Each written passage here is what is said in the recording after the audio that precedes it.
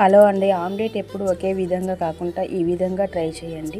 Bread తీసుకొని రెండు వైపులా కాల్చుకొని ఒక మిక్సీ జార్ తీసుకొని అందులో టమాటా, పచ్చిమిర్చి, ఉల్లిగడ్డలు ఇలా మిక్సీ పట్టుకొని ఎగ్గు ఒక 6 తీసుకున్నాను. ఇలా కొట్టుకొని మనం మిక్సీ పట్టుకున్న మిశ్రమాన్ని ఈ ఎగ్గులో వేసుకొని కలుపుకోవాలి. ఇందులోనే సాల్ట్,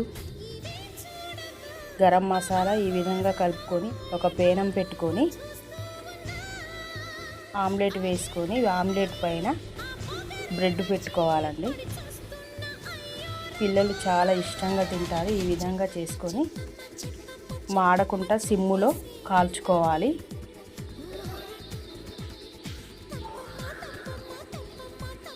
రెండో వైపులో కూడా తిప్పేసుకోవాలండి.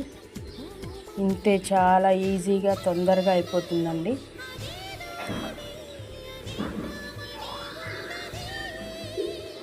ఇలా మలుచుకొని ఇంతేనండి.